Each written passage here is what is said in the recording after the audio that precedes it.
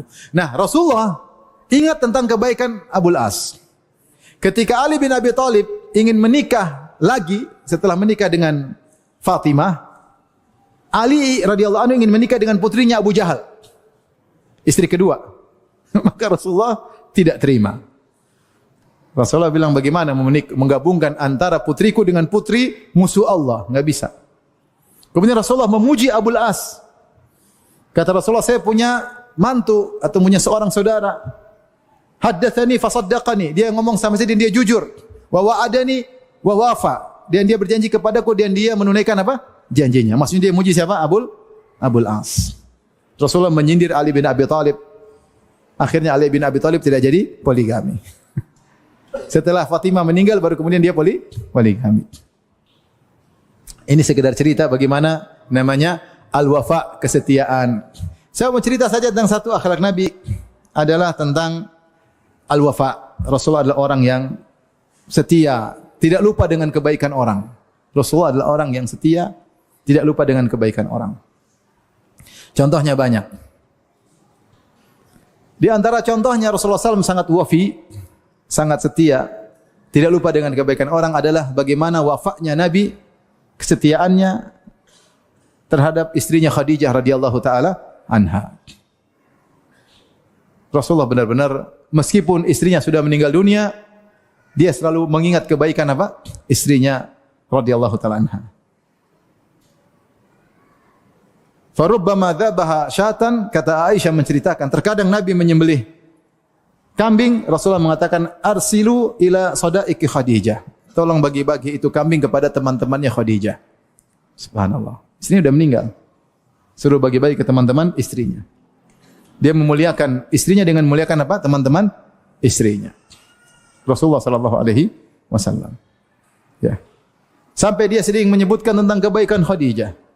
Sampai Aisyah cemburu. Kata Aisyah, Khadijah melulu. Seakan-akan tidak ada wanita di dunia selain Khadijah. Aisyah ada kecemburuan dengan istri yang lain, tapi yang paling dia cemburu adalah istri Nabi yang sudah meninggal dunia. Siapa? Khadijah. Karena Rasulullah sering cerita, kalau sudah cerita Khadijah pasti menyebutkan kebaikan Khadijah. Asna alaiha, puji Khadijah. Sampai Aisyah cemburu, dia cerita, Aisyah cerita sama kita. Rasulullah, Khadijah melulu, seakan-akan tidak ada wanita selain Khadijah. Sudah meninggal dunia. Hamra'us Sidqain, sudah mulai ompong ketika dia meninggal sudah tua. Khadijah ketika meninggal usianya 65, sudah mulai ada giginya yang tanggal, sudah tua. Nah, qad abdalakallahu khairan minha, kata Aisyah, sudah diganti dengan yang lebih baik. Aisyah bilang, sudah diganti dengan yang lebih baik. Kata Nabi, la khairan minha, tidak ada yang lebih baik daripada Khadijah. Subhanallah. Nabi bela, Nabi tidak bilang, iya, kau lebih baik. Enggak, Nabi bela Khadijah, tidak ada. Inni qad ruziktu hubbaha, aku telah dianugerahi Allah bisa mencintainya. Cinta Khadijah itu nikmat, kata Nabi sallallahu alaihi wasallam. Subhanallah. Rasulullah sebutkan, kenapa saya begini ada uzur. Amanat bi idz kafara biyan nas. Dia beriman kepadaku ketika semua orang kafir kepadaku, dia beriman. Fawasatni bima bi nafsiha wa maliha, dia yang berkorban dengan raganya dan hartanya, dia berikan seluruh hartanya untuk saya untuk dakwah. Ketika idharamainin nas, ketika orang tidak ada yang kasih duit, tidak ada yang kasih harta, Khadijah kasih hartanya seluruhnya untuk saya berdakwah. Dia telah memberikan anak-anak kepadaku. Rasulullah tetap bantah Aisyah. Subhanallah. Baik, di antara kisah menarik ya, tentang ketika perang Badar, Rasulullah SAW kan secara singkat, Rasulullah SAW ketika diangkat menjadi Nabi, beliau punya anak perempuan 4. 3 menikah, 1 belum. Yang paling tua Zainab. Zainab binti Muhammad SAW, suaminya Abul As ibn Rabi'. Abul As ibn Rabi'. Kemudian yang kedua Ruqayyah, yang ketiga Ummu Kulsum. Yang keempat Fatimah. Fatimah masih kecil. Ya. Entah sudah lahir atau belum, ya. Tapi masih apa? Belum nikah. Yang nikah sudah berapa? 3 orang. Taib. Maka sebelum Nabi diangkat memproklamirkan dirinya menjadi Nabi, putri-putrinya sudah menikah. Zainab dengan Abul As, Ruqayyah menikah dengan putranya Abu Lahab. Ummu Kulsum juga menikah dengan putranya Abu Lahab. Maka ketika Nabi mulai berdakwah, orang-orang Quraisy kemudian pingin ganggu keluarga Nabi. Jadi bukan cuma Nabi yang diganggu, keluarganya. Kata mereka, sibukkan Muhammad dengan putri-putrinya agar dia tidak berdakwah. Biar ngurusin kesedihan putri-putrinya. Gimana caranya? Ceraikan putri-putrinya. Mereka datang kepada Abu As, mereka datang kepada putra-putranya Abu Lahab. Ceraikan putri-putri Muhammad, kalian minta wanita mana saja kami akan berikan. Subhanallah, tawaran menyenangkan. Apalagi istri lama ganti istri baru. Mau yang mana tinggal tunjuk. Dulu salah pilih, sekarang mau pilih yang benar.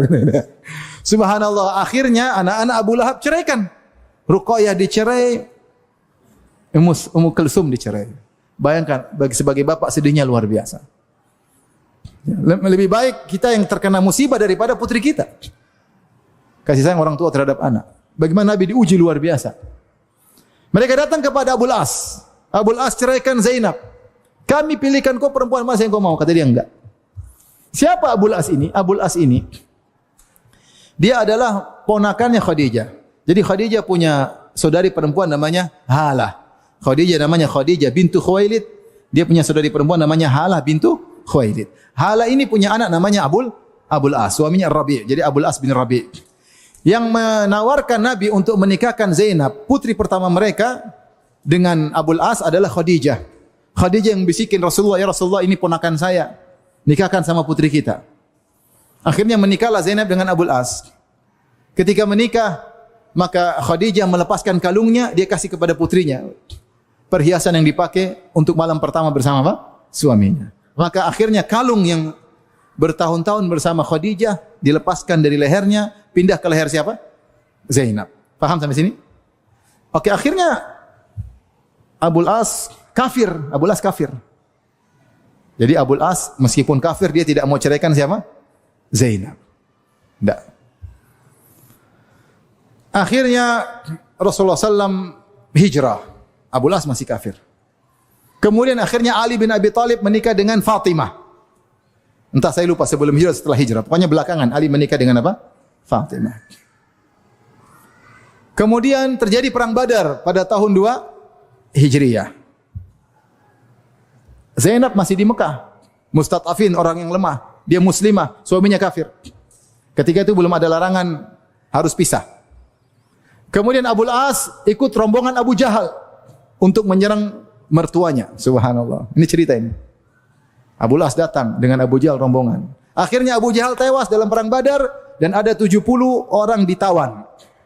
Di antara yang ditawan adalah Al-Abbas bin Abdul Muttalib paman Nabi, di antaranya Abu As bin Rabi', mantunya Nabi sallallahu alaihi wasallam. Dan Nabi adil. 70 orang ini Nabi suruh bayar fidyah, yang mau tebus silakan. Pamannya sendiri Al-Abbas bin Abdul Muttalib, Nabi bilang kau orang kaya, tebus yang mahal. Akhirnya Al-Abbas bin Abdul bayar mahal supaya dia bisa bebas. Sementara mantunya, Nabi tahu putrinya miskinah di sana, enggak punya apa-apa. Maka dia kirim utusan kepada putrinya, tebuslah tawananmu wahai putriku. Zainab cari harta, dia enggak dapat harta yang banyak, dia lepas kalungnya. Subhanallah. Kalung ini kalung siapa? Khadijah. Dia lepas, dia kirim, tolong bebaskan tawananku, suamiku. Subhanallah. Datanglah utusan bawa kiriman Zainab untuk menebus Abu As. Maka Rasulullah SAW, tatkala Rasulullah SAW melihat kalung tersebut, raqalaha riqatan syadidah. Rasulullah jadi sedih luar biasa. Kata para ulama, sedih dua. Pertama dia ingat putrinya, sendirian di Mekah, jauh dari bapaknya, ibunya sudah enggak ada, miskin, tidak punya harta, nebus suaminya harus pakai kalungnya sendiri, miskin. Yang kedua dia ingat Khadijah, ini kalung yang pernah dipakai cinta pertama Nabi sallallahu alaihi wasallam, dan cinta pertama susah untuk dilupakan. Benar atau tidak? Benar atau tidak, Bapak-bapak? Jangan pura-pura enggak tahu. Kata seorang penyair, nakil fuadaka haitsu syi'ta minal hawa, famal hubbu illa lil habibil awwali. Silahkan pindahkan hatimu kepada siapa saja, tidak ada cinta sejati kecuali cinta yang pertama. Benar atau tidak? Wa kam min manzilin ya'lafuhul fata wa haninuhu abadan li awwali manzili. Betapa banyak tempat yang disenangi oleh seorang pemuda tapi hatinya selalu kepada tempat yang pertama. Sekedar cerita ya. Akhirnya Rasulullah sangat sedih, ingat putrinya yang sendirian dan ingat istrinya yang luar biasa istri yang salehah. Ya. Maka akhirnya Nabi minta izin, lihat akhlak Nabi. Nabi bilang kepada para sahabat, dia adil. Dia bilang, in ra'aitum an tutliqu asiraha. Ya. Kalau kalian, menurut kalian kita lepaskan aja ini Abul As dan kembalikan kalung buat putriku, bagaimana menurut kalian? Para sahabat bilang, silakan ya Rasulullah. Karena Rasulullah tidak, saya pemimpin, saya bebasin, ini mantu saya. Enggak. Rasulullah minta dulu tebusan, dia adil. Semua bayar tebusan, mantunya enggak dia minta tebusan karena tebusan ini untuk kaum muslimin. Dia minta, Zainab, bayar suamimu. Tapi ketika lihat kalung tersebut, dia enggak kuat. Ingat putrinya miskin sendiri di sana. Ingat istrinya. Kalau kalian, bagaimana menurut kalian para sahabat? Gimana? Kita kembalikan aja ini. Kata sahabat, silakan ya Rasulullah. Mau apa aja terserah. Akhirnya Rasulullah kembalikan. Rasulullah bilang sama Abul As, wahai Abul As, kalau kau sudah balik, kirim putriku ke sini. Pisah. Subhanallah. Begitu Abul As balik, dia masih kafir. Dia kafir. Kemudian dia kirim Zainab, dijemput oleh Zaid bin Harithah, dijemput, bawa ke Madinah. Sejak itu terpisahlah Zainab dengan Abul As. Taib. Nanti kita akan bahas Zainab dan Abul As. Jadi Nabi SAW kenapa ingat Khadijah? Karena Khadijah wanita soleha. Mengorbankan jiwa, hartanya untuk Nabi SAW. Menjadi pelipur lara bagi Nabi ketika Nabi pulang. Menghadapi segunung kesulitan pulang ke rumah. Ketemu air dingin yang menyegarkan hati. Sampai ketika Nabi SAW didatangi Jibril, Nabi ketakutan. Nabi berkata sampai gemetar bulu kuduknya. Nabi berkata, laqad khasyitu ala nafsi. Sungguh aku khawatir keburukan menimpa diriku. Apa kata Khadijah? Kalla fallahi abshir la yukhzikallahu abada. Sekali-sekali tidak, wahai suamiku. Allah tidak akan menghinakan engkau selama-lamanya. Innaka la tasilur rahim. Engkau selalu menyambung silaturahmi. Wa tasduqul hadits. Engkau selalu jujur dalam berkata. Wa tahmilul kalla. Engkau bantu orang yang susah. Wa taksibul ma'dum, bahkan orang tidak bisa kerja sama sekali, kau carikan harta untuk kau berikan kepadanya. Wa taqrid dhaif, kau selalu menjamu tamu. Wa tu'inu 'ala bil haqq, kau selalu membantu orang yang kesulitan. Orang seperti kamu tidak akan dihinakan oleh Rabbul Alamin. Nabi menjadi tenang. Bukan cuma itu, Khadijah langsung bawa Nabi menuju Waraqah. Wahai Waraqah, bagaimana suamiku ini? Waraqah kasih tenang. Sungguhnya yang datang kepadamu adalah Namus alladzi nazala ala Musa. Jibril yang pernah datang kepada Nabi Musa alaihissalam. Rasulullah tambah tenang lagi. Itu fungsi istri yang sesungguhnya. Bagaimana istri begini mau dilupakan? Bahkan Rasulullah SAW sudah menikah dengan perempuan 9, tidak lupa sama istrinya. Tidak seperti sebagian wanita zaman now, lupa dengan kebaikan suami. Saya beberapa hari lalu datang orang menangis kasihan. Dia bilang, Ustaz, ini Ustaz, saya qadarullah, saya punya usaha, kemudian anak buah kena pinjol, kemudian hancur usaha saya, Ustaz. Adakah gini? Bicaralah. Saya bilang, dia bicara dengan semangat. Saya punya keahlian ini Ustaz. Saya bilang, yang penting orang rumah tenang-tenang aja. Langsung nangis dia, mewek. Ternyata orang rumah bikin masalah. Seharusnya kalau seorang suami pulang ke rumah, dalam kondisi susah pulang, mungkin enggak punya pekerjaan, bilang, aduh sayang, listrik belum bayar, SPP anak-anak bagaimana ini? Harusnya istrinya bilang, tenang Abi, Umi bersamamu. Kita sholat, kita berdoa. Usaha Bi, Umi doain terus kamu tiap malam Bi. Harusnya gitu kan? Itu langsung laki-laki, Masya Allah. Bukan, kamu nih gimana jadi laki-laki. Lihat itu orang ketika saya bilang, gimana orang rumah? Dia langsung nangis. Itulah masalahnya orang rumah. Tidak terima dengan kekurangan suami. Ketika suami punya uang banyak, sayang gitu suami tidak punya uang, abang ditendang. Ada lagi orang datang sama saya, orang lain lagi. Ustaz, susah saya Ustaz. Saya enggak punya pekerjaan. Ya sabarlah. Sabar tapi istri saya sehari ngomel 3 kali Ustaz. 3 kali ngomelin saya. Saya sudah berusaha tapi gagal. Istri saya ngomel sehari 3 kali. Terus dia bilang sama saya, bagaimana kalau yang istrinya 2? Sehari 6 kali berarti. Saya bilang matematikamu salah. Tapi intinya yang paling berat itu ketika orang pulang ke rumah istrinya tukang ngomel. Bagaimana tidak dilupakan sama suaminya? Ada istri meninggal, suami bersedih. Ada istri meninggal, suaminya berbahagia. Musibah omelan sudah hilang. Ini karenanya beginilah Khadijah radhiyallahu taala anha yang selalu menyenangkan hati Nabi sallallahu alaihi wasallam. Ya. yang hidup 25 tahun bersama Nabi tidak pernah mengangkat suaranya, Khadijah radhiyallahu taala anha. Sehingga Rasulullah SAW wafat benar-benar ingat akan kebaikan Khadijah. Taib. Akhirnya ketika mengingat Khadijah, Rasulullah SAW suruh, bagaimana kalau kembalikan kalung? Dikembalikan. Abul As adalah seorang yang wafi, dia musyrik, mantu Nabi. Ketika Nabi bilang, saya bebaskan kau, tapi kirim putriku ke sini. Dia kirim atau tidak? Dia kirim. Tahun berapa? Tahun 2 Hijriah. Kalau kita sebulan setelah itu, dia perang Badar tahun 2 Hijriah di bulan Ramadan. Itu mungkin bulan Syawal, datanglah Zainab sampai kota Madinah. Setelah itu terpisahlah Zainab dengan Abul As. Subhanallah. Sekitar tahun 7 Hijriah, 7 atau 8 Hijriah, sekitar 8 Hijriah ya. Itu 6 tahun kemudian. Abul As masih kafir. Maka dia sedang membawa dagangan kaum Quraisy pergi ke Syam, jualan. Kemudian dia pas pulang diserang oleh kaum muslimin. Hartanya diambil, dia kabur, dia selamat. Maka hartanya Abul As yang dibawa itu hartanya bukan hartanya dia bawa barang dagangan kaum Quraisy, kaum musyrikin. Direbut oleh kaum muslimin, kemudian dibawa ke kota Madinah. Karena kalau dari Mekah ke Syam harus lewat Madinah, ya enggak? Mekah, Madinah, Palestina dan Syam semuanya. Ya. Kalau mau balik ke Mekah lewat Madinah. Ditahadang, diambil hartanya, Abul As selamat. Abul As kemudian datang di malam hari atau di suatu malam hari, dia ketuk pintu rumah Zainab. Mungkin dia tahu di mana Zainab, istrinya. Sudah pisah berapa tahun? 6 tahun, luar biasa.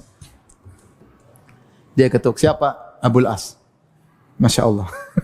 Suami 6 tahun sudah pisah. Dan subhanallah waktu dipisahkan Zainab tidak nikah. Dia tidak nikah lagi. Enggak tahu suaminya apa orang? Orang baik. Maka akhirnya dia minta pengamanan. Akhirnya ketika salat subuh, Rasulullah SAW sedang salat subuh, maka sudah takbir Allahu Akbar, salat subuh, tiba-tiba Zainab teriak, saya memberi pengamanan kepada Abul As bin Rabi'. Rasulullah selesai salat subuh, Rasulullah bilang, kalian dengar apa yang tadi dibicarakan oleh Zainab? Ya, saya tidak ada rencana sebelumnya ini.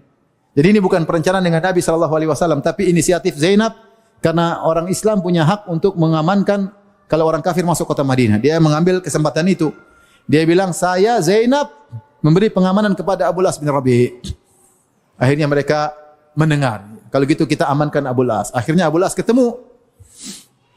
Rasulullah bilang lagi kepada para sahabat, Abul As, kau masuk Islam? Rasulullah, Abul As enggak jawab.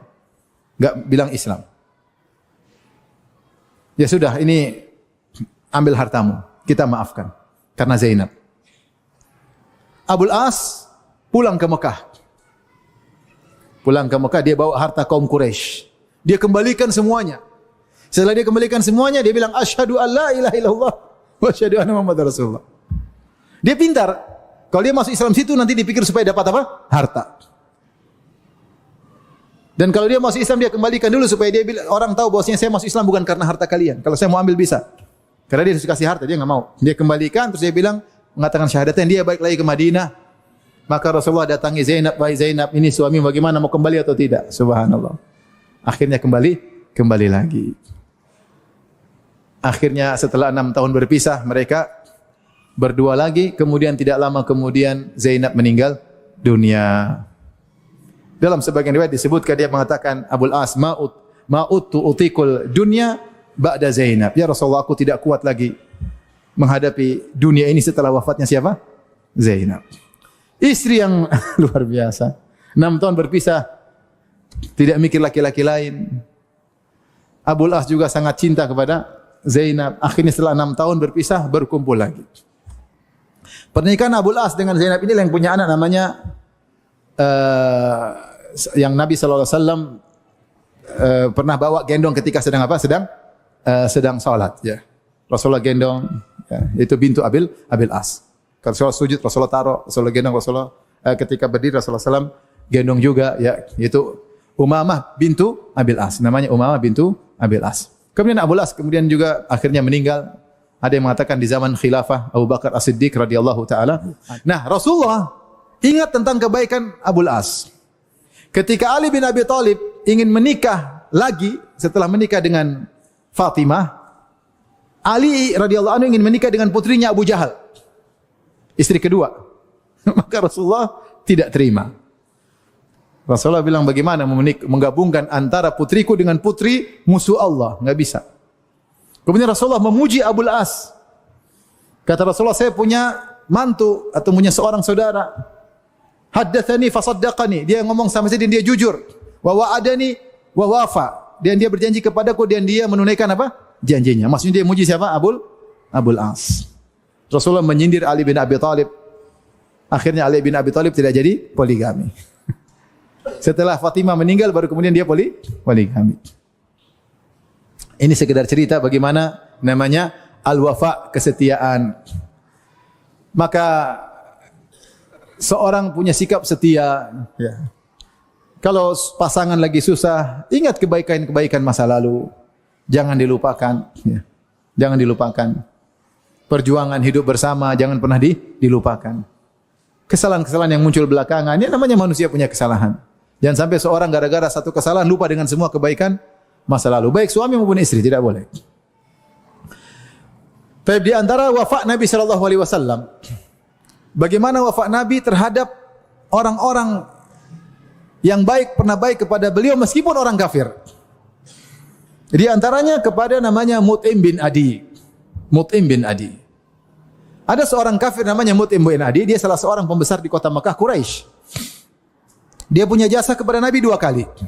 Jasa pertama ketika Bani Hashim diboikot di Syi'ab Abi Thalib, diboikot 3 tahun, dari tahun ke-7 sampai tahun 10 kenabian, ketika Nabi masih di Mekah, diboikot, kumpul semua di situ, tidak ada interaksi, tidak ada boleh jual beli, tidak ada boleh pernikahan, tidak boleh dibantu, sehingga banyak dari Bani Hashim yang meninggal, yang sakit, banyak menderita selama 3 tahun.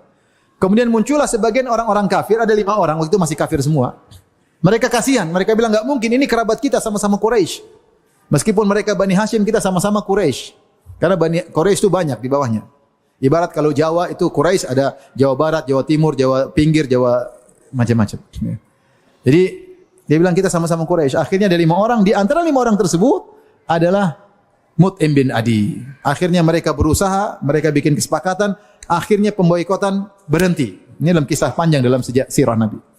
Di antara orang yang berjasa Mut'im bin Adi. Ini jasa pertama. Jasa kedua, Rasulullah SAW setelah itu berdakwah ke Taif. Sekitar tahun 10 Hijriah. Sulit setelah wafatnya Abu Talib dan wafatnya Khadijah. Rasulullah merasakan kesulitan luar biasa. Maka Rasulullah SAW mencoba mencari wacana baru dalam dakwah. Maka beliau pergi ke Taif dengan Zaid bin Harithah. Ternyata di sana dilemparin sampai berdarah Nabi SAW. Akhirnya dalam tanda kutip gagal. Rasulullah SAW pun balik. Ketika balik lagi masuk kota Mekah, orang-orang tahu Muhammad sudah keluar. Mereka tidak mau izinkan Muhammad masuk lagi di kota Mekah. Ternyata ada satu orang yang membela Nabi, Mut'im bin Adi. Dia bilang, saya jadi jaminan. Masuk.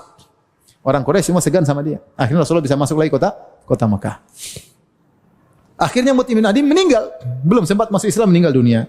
Ketika perang Badar, ada 70 tawanan tersebut. Maka Rasulullah SAW berkata, "Lau kana Mut'im bin Adi hayyan, fakallamani fi haula'i natana, la atlaqtuhum lahu." Atau kama qala Nabi sallallahu alaihi wasallam. Kata Rasulullah SAW, seandainya Mut'im bin Adi masih hidup, terus dia bilang kepada saya, Muhammad, itu 70 orang bebaskan, saya akan bebaskan. Saya akan bebaskan, kata Nabi SAW. Karena begitu besar jasa Mut'im bin Adi meskipun orang kafir. Rasulullah tidak ingat, tidak melupakan jasa meskipun orang kafir. Di antara 5 orang yang membantu diberhentikannya pemboikotan, isolasinya Bani Hashim selama 3 tahun, selain Mut'im bin Adi ada namanya juga Abul Bakhtari. Abul Bakhtari. Ketika perang Badar, Abul Bakhtari masih hidup dan dia ikut perang. Maka Nabi berkata kepada para sahabat, kalau kalian bertemu Abul Bakhtari jangan bunuh. Dia punya jasa. Akhirnya para sahabat berperang dan akhirnya mereka mendapati Abul Bakhtari. Engkau Abul Bakhtari, kaum Ansar kalau enggak salah. Engkau Abul Bakhtari. Rasulullah SAW melarang kami untuk membunuhmu. Subhanallah. Kata Abul Bakhtari, terus temanku? Temanmu enggak, kau saja. Kata Abu Bakhtari, enggak. Kami berdua selamat atau kami kedua mati. Akhirnya dibunuh dua-duanya. Bagaimana setia kawan. Meskipun harus mampus sama-sama musyrik. Tapi maksud saya Nabi ingat jasa tersebut. Nah, orang kalau berakhlak mulia wafi, ingat kita ini punya teman-teman lama yang punya jasa sama kita. Muslim ataupun non-muslim. Jangan kita lupakan. Jangan kita lupakan. Saya punya kawan, punya orang khusus non-muslim. Ya. Dia pekerjakan khusus. Dia tanya saya boleh Ustaz? Boleh. Saya bilang tidak apa-apa. Kalau memang dia baik kerjanya boleh saja. Apalagi dia punya jasa. Iya, ini dulu orang bapak saya. Punya jasa terhadap apa? Bapak. Sehingga dia tetap berbuat baik kepada orang tersebut. Karena punya jasa terhadap apa? Bapak. Ya.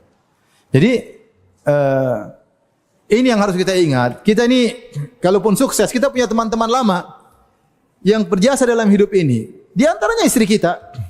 Di antaranya istri kita. Gak tahu ya, berjasa atau merusak, saya gak tahu. Tapi biasanya istri berjasa ya. Nah, jangan lupakan kebaikan istri. Sebagian orang sudah sukses, temannya dia enggak ingat lagi, enggak pernah di-call, pura-pura enggak kenal, ketemu di jalan, pura-pura enggak lihat, cuma assalamualaikum, say hello. Padahal orang dulu punya jasa sama dia. Lupa. Sifat yang buruk. Bahkan di antara disebutkan kalau tidak salah Zahabi, di antara dosa besar adalah melupakan tidak bersyukur kepada manusia, melupakan jasa orang. Maka seorang harus punya sifat al-wafa seperti Nabi sallallahu alaihi wasallam wafi. Tidak melupakan jasa siapapun. Makanya ketika Nabi disebutkan ketika beliau perang Hunain, tiba-tiba dia ketemu dengan Halimah Sa'diyah. Halimah Sa'diyah yang pernah menyusui Nabi waktu masih kecil. Maka Nabi disebut dalam riwayat dia hormati wanita tersebut, dia gelar tikar, kalau enggak salah saya lupa ya, gelar tikar. Kemudian orang tanya itu siapa itu? Itu ibu susuannya dulu. Rasulullah sallallahu alaihi wasallam masih ingat. Kemudian juga ditangkap kakak susuannya. Perempuan juga, kakak susuannya. Ketika ditangkap jadi budak, masih kafir, kakak susuannya berkata, bilang sama Nabi kalian, saya ini kakak susuannya. Kata Nabi, benar. Mau bebas atau mau masuk Islam terserah. Artinya Rasul tidak lupa itu semua. Maka jangan jadi orang yang buruk, suka melupakan kebaikan orang lain. Ada kawan, dia punya teman dekat sekali. Tahu-tahu teman dekatnya menang pilkada jadi bupati atau wali kota. Dia cerita sama saya.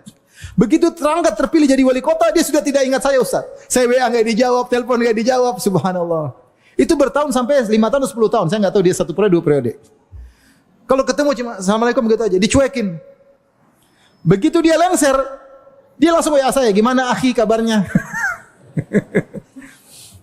Manusia begitu. Antum jangan seperti itu. Kalau punya teman dulu, meskipun jasanya kecil, jangan pernah dilupakan. Bisa jadi jasa kecil tersebut salah satu batu yang buat kita sukses. Sebab, maka jangan dilupakan, jangan disepelekan. Kalau kita punya teman sudah meninggal, punya jasa, doain dia setiap kita berdoa. Salat malam doain dia. Ini orang punya jasa dulu, mungkin tidak bernilai sekarang dibanding, mungkin dia cuma bantu sekian, tapi di zaman itu enggak ada yang bantu kita. Kita ingat sama dia. Saya punya kawan, kontraktor besar ya. Jadi kalau dia pernah bilang sama saya, kalau project bisa sampai 1 triliun lebih. Dulu orang miskin, dulu bahkan kalau nggak salah dia jadi tukang, kemudian dia ngelas-las apa gitu, tukang kasar. Dia cerita dia pernah kerja, kemudian ada serbuk besi atau apa masuk ke matanya. Waktu dia masih miskin. Terus dia punya kawan, bantu dia, kawannya baru beli sepatu, sepatunya dijual untuk mengobati teman saya itu. Akhirnya sembuh. Saya bilang, Pak gimana sekarang? Oh, jadi orang besar sekarang jadi. Dia muliakan, dikasih gaji besar karena dulu pernah bantu dia ketika masih dia susah. Saya bilang, Bapak kenapa enggak telepon saya waktu itu? Insya Allah saya bantu. Jadi begitu jadi orang. Jangan pernah lupa kebaikan masa lalu. Kita ini kadang lupa diri. Ketemu komunitas baru, teman-teman lama kita lupa semua.